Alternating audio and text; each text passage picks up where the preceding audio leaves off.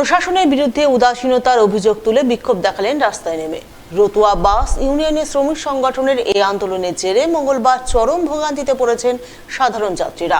রতুয়া মানিকচক ভায়া পুকুরিয়া রুটে বাস ও ম্যাক্সি পরিষেবা বন্ধ রেখে মঙ্গলবার বিক্ষোভ দেখান চালক ও কর্মীরা। শ্রমিক সংগঠনের দাবি, রতুয়া মানিকচক মাদিয়া ও পীরগঞ্জ রুটে প্রায় 90টি বাস এবং 36টি ম্যাক্সি চলাচল করে, কিন্তু রাজ্য সড়কে অবৈধ টোটো, ভুটভুটি ও ম্যাজিক অবাধে চলাচল করায় বাসে যাত্রী সংখ্যা কমে যাচ্ছে। ফলে প্রতিদিন লোকসানের মুখে পড়ছেন বাস মালিক ও কর্মীরা। বিক্ষোভকারীদের অভিযোগ, রাজ্য জাতীয় সড়কে টোটো, ভুটভুটি সহ অবৈধ যান চলাচল বন্ধে সরকারি নির্দেশ থাকলেও মালদা জেলা প্রশাসন ও পরিবহন দপ্তর যথাযথ পদক্ষেপ গ্রহণ করছে না। এমনকি কিছু বাস মালিক কেরোসিন দিয়ে বাস চালাচ্ছে। দ্রুত অবৈধ যান চলাচল বন্ধ না হলে বাস পরিষেবা চালু করা হবে না বলে হুঁশিয়ারি দেওয়া হয়েছে।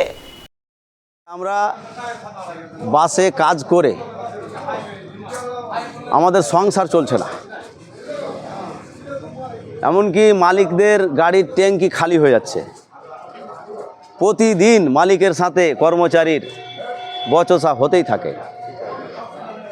এই যে সেল নেই, গাড়িতে ব্যবসা হচ্ছে না, সিট ভরছে না, অবৈধ গাড়ি, এই যে বন্দে ভারত এক্সপ্রেস নাম দিয়েছে, অবৈধ, ওর কোনো রুট পারমিট নাই, এমনি কোনো টোটো, তারপরে ইঞ্জিন ভুটভুটি, অটো, ওই উড়ো কি নাম দিয়েছে, তারপরে আপনার এই যে অবৈধ ম্যাজিক প্রাইভেট নাম্বারে স্কুল পারমিট নিয়ে ম্যাজিক কিনে নিয়েছে, তাদের পেপারসও ঠিক নাই, ড্রাইভিং লাইসেন্সও নাই।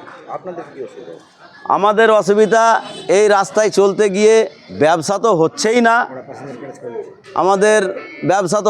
না, কিন্তু আমাদের চলতে এত রিস্ক হচ্ছে, যে কোনো মুহূর্তে দুর্ঘটনা ঘটতে পারে এই যানজটের জন্য।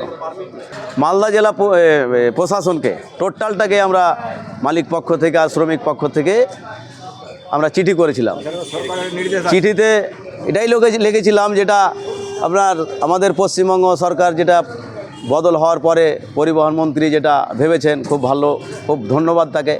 রাজ্য সরকারও বলেছেন রাজ্য সড়কে, কেন্দ্র সড়কে আপনার অবৈধ গাড়ি চলবে না, অটো, টোটো, যেখানে হাই স্পিডে গাড়ি চলে সেখানে অবৈধ গাড়ি এগুলো চলবে না।